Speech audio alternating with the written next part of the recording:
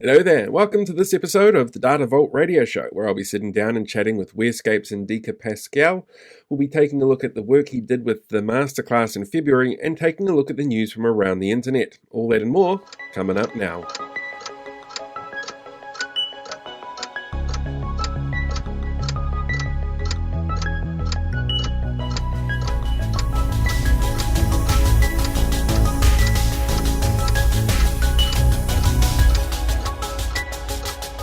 Welcome to episode 8 of the Data Vault Radio Show. In this week's episode, we're going to be taking a look at some interesting bits of news that are popping up from around the internet.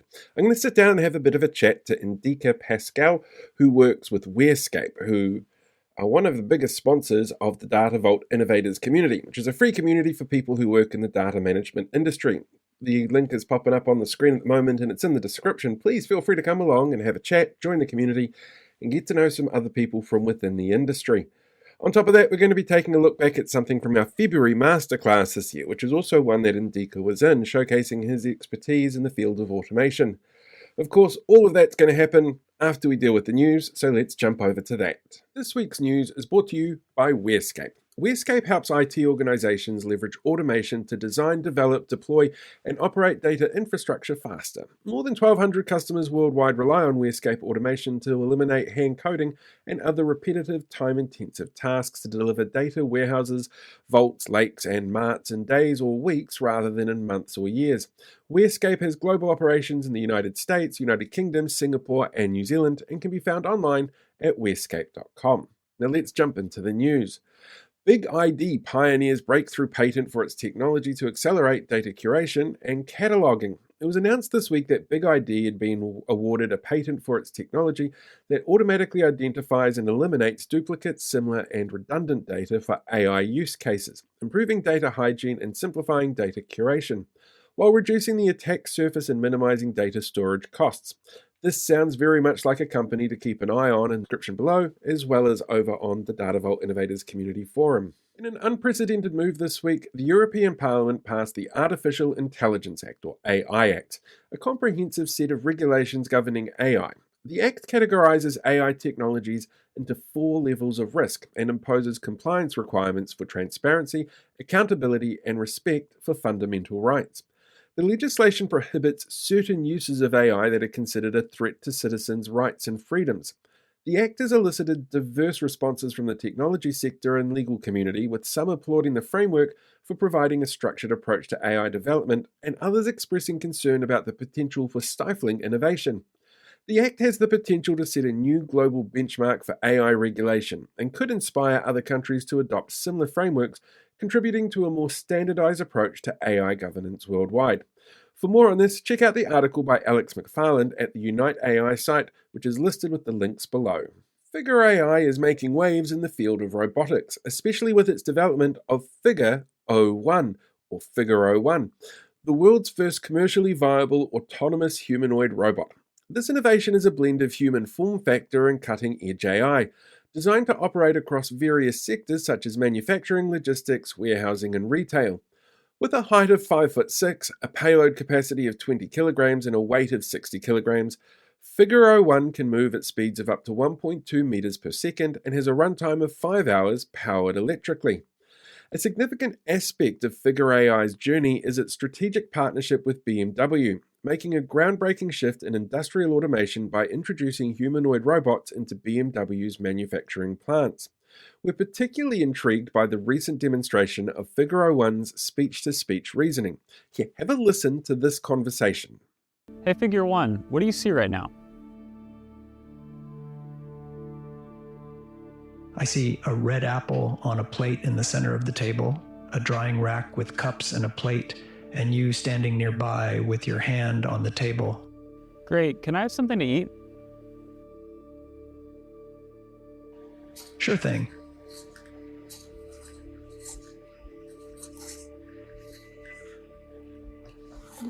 Great. Can you explain why you did what you just did while you pick up this trash?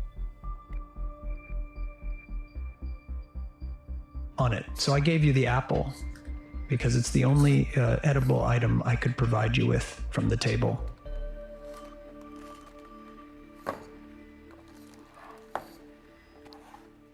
Great. So, based on the scene right now, where do you think the dishes in front of you go next?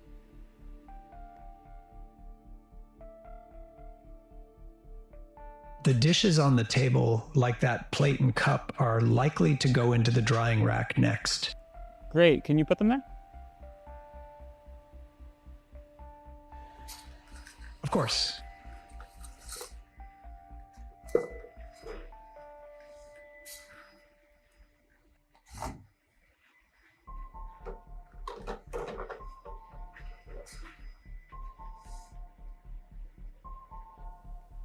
All right. So, how do you think you did? I think I did pretty well. The apple found its new owner, the trash is gone, and the tableware is right where it belongs.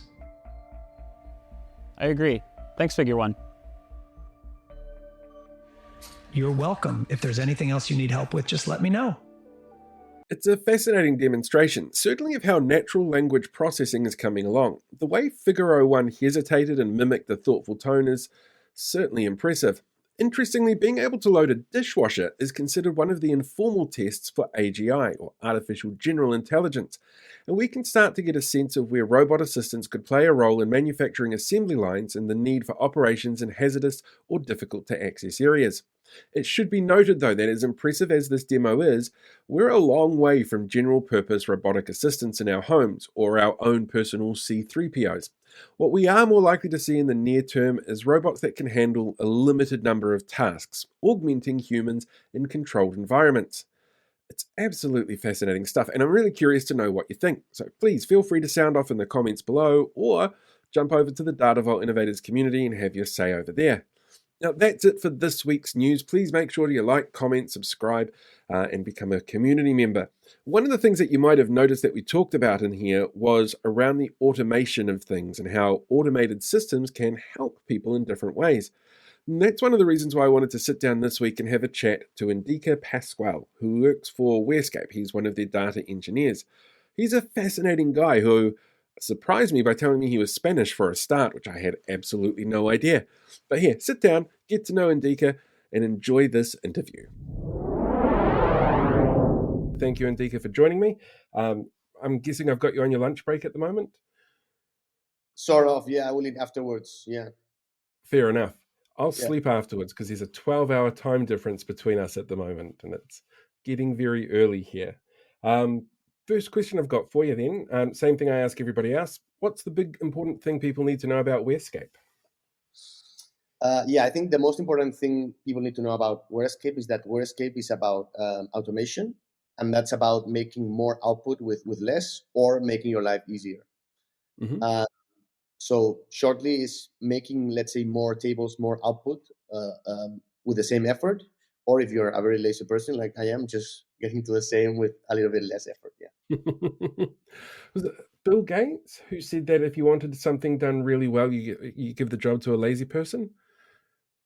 Yeah, that's what. Yeah, and if he says so, I'm not going to argue with him. Yeah, nobody's going to argue with Bill Gates about something like that at all. Not worth it.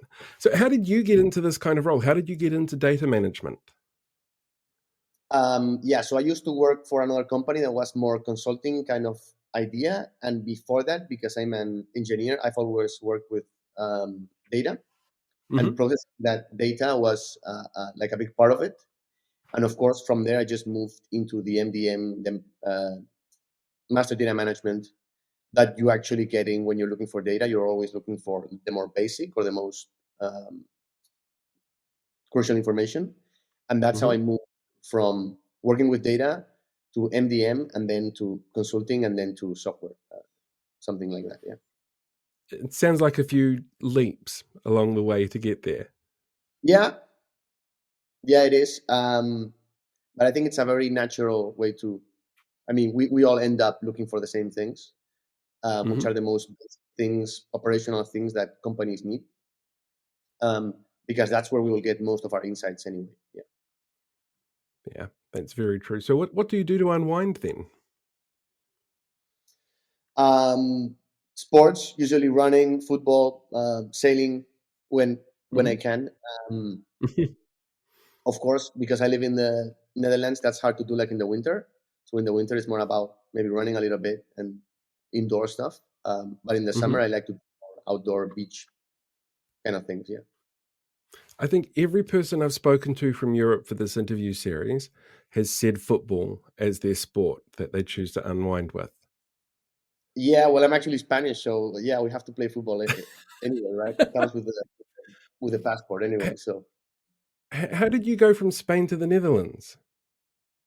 um, well, I had different options.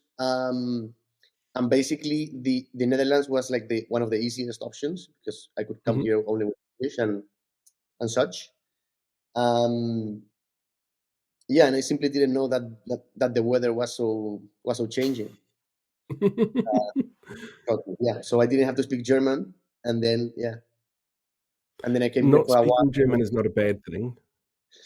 No, but it's a difficult thing, yeah.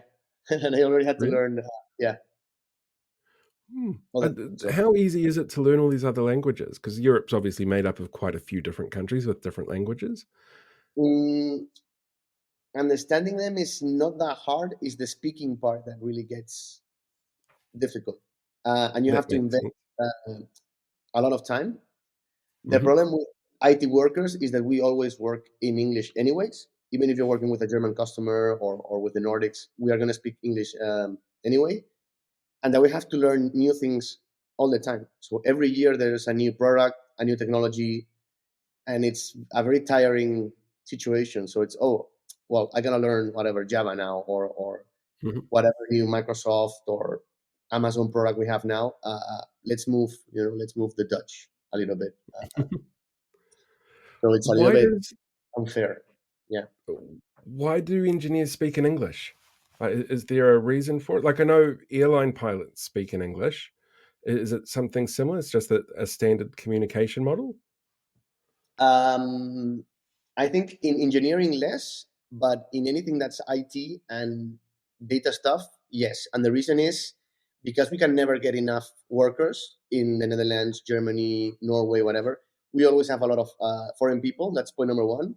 And point number Hmm. two, now we have a lot of outsourced people. And all those outsourced people, they may be in the US, they may be in India, for example. And then there is no option well, to soften them up to speak some other language because it doesn't make sense.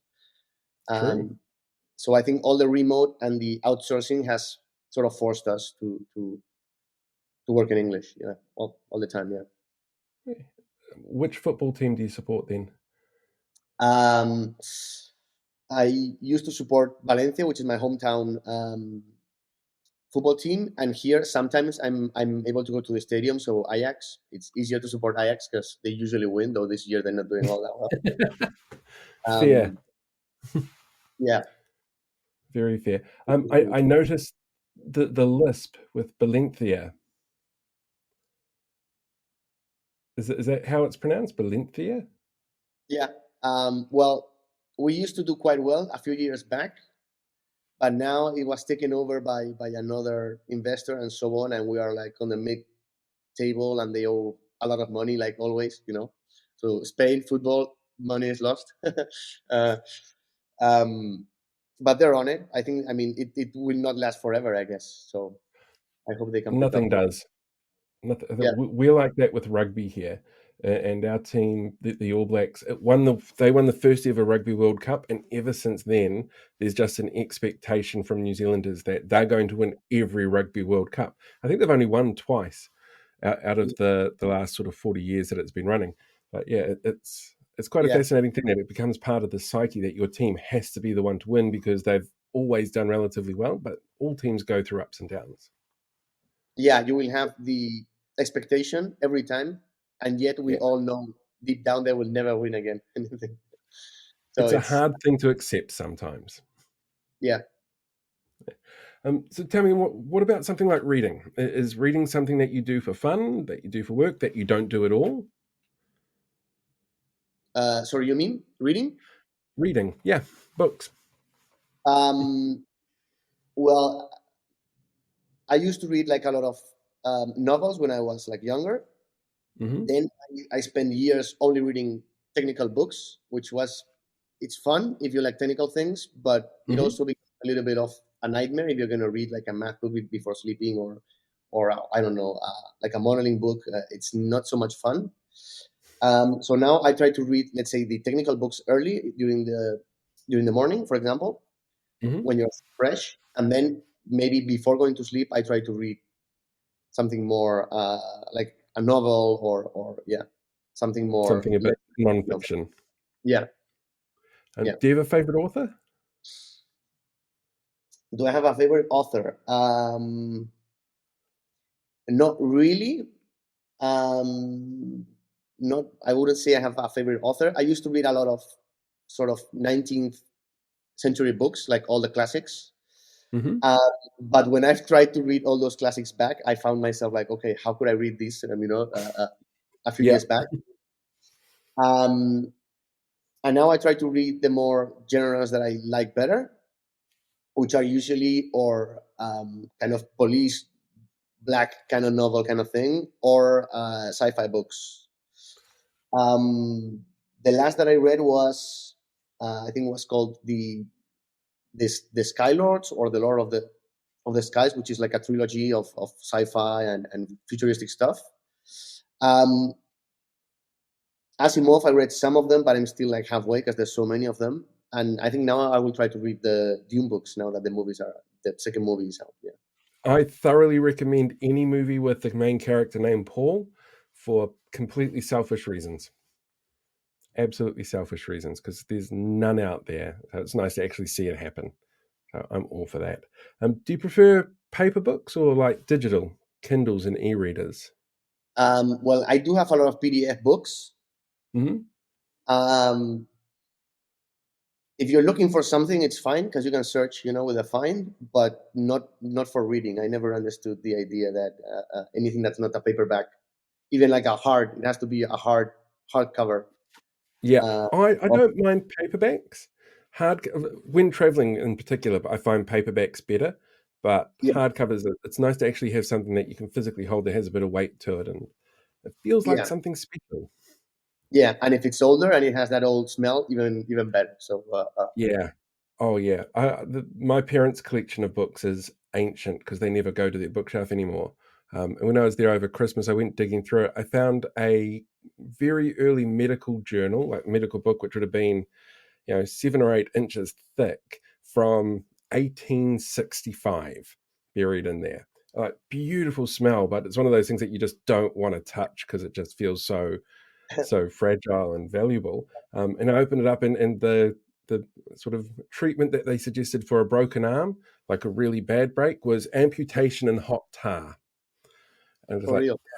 yeah, I'm just really glad that we don't have to deal with that anymore. Like it's medicine's moved on a little bit since then, hopefully. Yeah, it's beautiful to see that kind of stuff out there. I love old school books. Um, do you have a favorite piece of science fiction then? Um, I think probably the Blade Runner movies. Yeah, is my favorite. Great It's choice. a very iconic cliche kind of thing, but yeah, Oh it no, I has. think the cliche is Star Wars because everybody loves Star Wars. Everyone I've spoken to loves Star Wars, but Of course, it's more of wannabe kind of thing. We all like have such a big expectations yeah, about them. Now there's like 12 movies or something, who and they knows? never to be that good. Whereas I think something like the Blade Runner, it had an aesthetic and an influence over Mhm. movies that's like an unparalleled thing. And even though it's a very old movie, especially the first one, you can see it again and again, and it will never look old. It has some sort of aesthetic that will never. Whereas any 80s movies, or maybe even like a 90s movies, most of them are gonna look dated. Um, Mhm. Blade Runner is a movie that will never look dated and will always be, or that's Yeah, what I think. it's a beautiful world that Ridley Scott created. Like it's absolutely stunning. It aged so well, but I think also the fact that there's like 5 different versions of the film out there also helps people sort of remember it differently every time they watch it because they might be watching a slightly different version. They might be watching the version with the narration or with the end scene tagged on with the unicorn. Like there's so much to it that you can get from it, and so many different ways that you can get something out of it. I think it's brilliant for that kind of storytelling now, so that you don't really see a lot these days.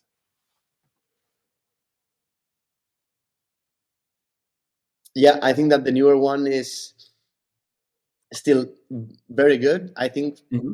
most of the time when they do like a second part, they mess it up. I think this time it was quite edible, comparing that it was never going to be like the first one anyways. So I don't know. I don't think they will ever do a third one, but um, and of course now Dune is from the same guy now. Mm-hmm. You can see why they actually chose him. I think it has some relationship on how it's done, um, and they're also great. So it's something Yeah. comparable. Yeah. So I will watch those now. Yeah. There will probably be a third one, and Harrison Ford needs to buy a new plane, because that seems to be when he goes back to the old characters, when he needs to buy a new plane or buy a new house or a big bag of weed, because that's just what Yeah. Harrison spends all his money on. And do you have any pet peeves when it comes to data management? Like things that annoy you that clients do quite regularly, or that people who think they're experts that screw things up that you have to go in and fix? Do you have anything like that that crops up? Um, well, mostly when we go into a project or maybe a POC, or we start something, even though the project is a very important thing, it may take to go over compliance, connections, infrastructure. It may take longer to get passwords and to get access than what the project is itself. Um, I think it may not be the best symptom if your company takes longer to give you access than it will actually take to do the project, or if a lot of people have to sign for something that's allegedly not so dangerous. I think it's not the best of ideas. Whereas in the end, I mean, for most businesses, or your data is your core business. If you're something like a bank or an insurance company, or you're actually trying to move to a more data kind of oriented business as well. I don't know. Maybe you are, I don't know, like a car company, but you want to be more data driven. If you want to be more data driven, give data and the people that are working with data that kind of priority idea, instead of leaving security compliance guys, because in the end, all those things, you will always be subject to the people that you're working with. If they do something stupid, it doesn't matter how much security you have. So um, that's something that's annoying sometimes with customers. Others are not. Others are registered very, very fast. So that's also like a good Perfect. sign. Yeah. What's it saying? Human idiocy trumps artificial intelligence every time. Yeah, because you can always do something stupid, and it doesn't matter how many passwords, interactive authentication, mobile phone, extra authentication. Parrots with a code coming into your office. It doesn't matter how many layers you actually put into. If afterwards you're gonna do a wrong picture, or not having a strong password, or um, that's more important in the end. Yeah. True. Those are all my questions. I'm done. Easy as that. So thank you very much for joining me. I will let you go back to your lunch now, and I'm going to go climb into bed and record the rest of this later. But thank you very much, Endika, for joining me. It's very much appreciated. Okay. Hope you have a nice sleep, or yeah, whatever you're gonna do now. Yeah, sleep, Yeah. exactly. All right, And thanks a lot. thanks for arranging this. Have a nice one. I want to thank Endika again for joining me over his lunch break and giving up a little bit of his break to have a chat to me. One of the reasons I wanted to chat to Endika is because we actually used him and his expertise in part of our masterclass that we did in February, which was hosted by Christoph Weinzeder from Scalefree, who we interviewed a few weeks back. You're more than welcome to go back and check out those videos.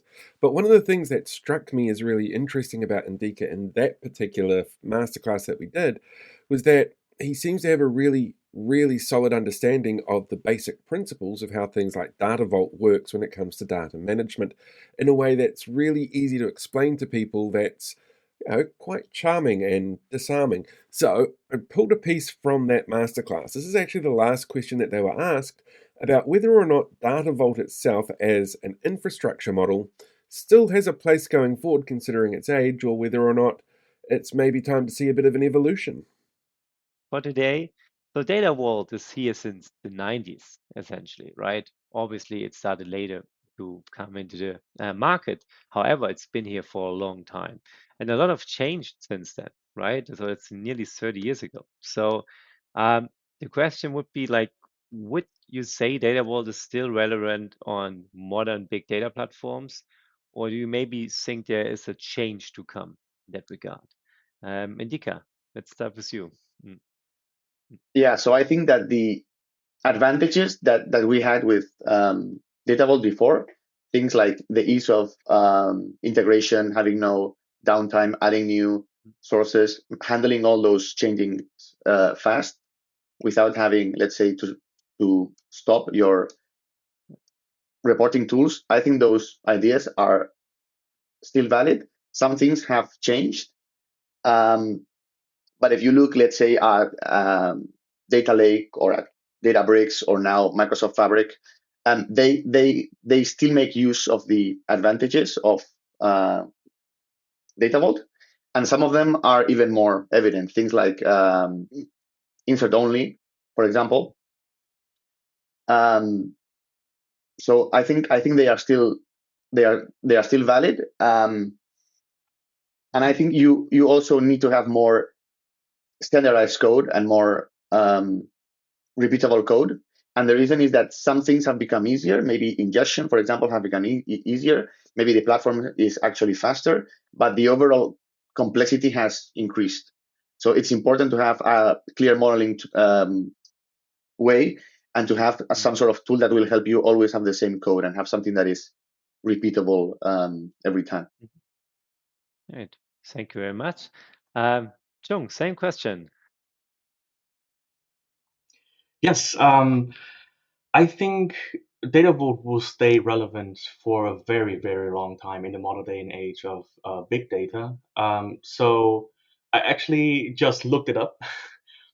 The term big data was coined in the early 90s when Data Vault was born. So I'm not sure, in the history of Data Vault how it was invented, but I'm sure that it was invented to cater to the needs to handle big data. So huge data volume, scalability, different data formats, and so on, velocity, right?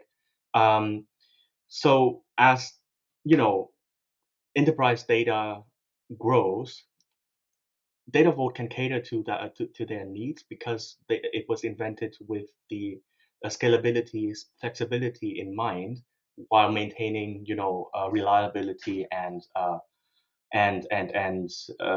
auditability. So I think it's gonna be here to stay for a very long time.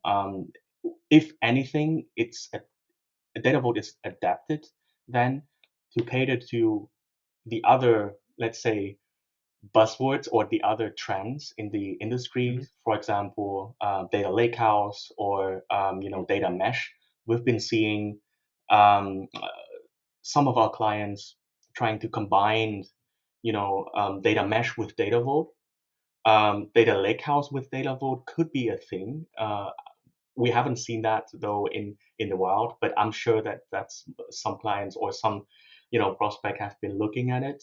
But if anything, it's just adaptable, the Data Vault concept, to cater then to future needs. That's pretty much it for this week's episode of the Data Vault Radio Show. Thank you so much for joining me. I also want to thank Endika for joining me for this week's interview. I honestly had no idea there were so few sailing opportunities where he is. On top of that, don't forget to go and join us at the Data Vault Innovators Community Forums. They are free to enter, free to join. It's great to meet everybody else that's out there working within the data management industry. And there's links down in the bio. Also, next weekend, well, it's Easter weekend for those of you that celebrate it. So we're going to do something a little bit different with the episode. We're going to take a look at the meetups that have happened over the last couple of weeks, because there was the summit in London last week that was put on by Scale Free and Coalesce, and there was a meeting and live recording of the masterclass in Melbourne, Australia. So I'm going to have a chat to people that were involved with both of those, just to get an idea as to how it went down, what the impressions were from people, and I'd love to get your feedback on something like that. So if you went to that, please feel free to leave a comment, or as I said before, jump onto the forums and tell us about how they went. Until next week though, have a fantastic time. May the force be with you. I guess live long and prosper.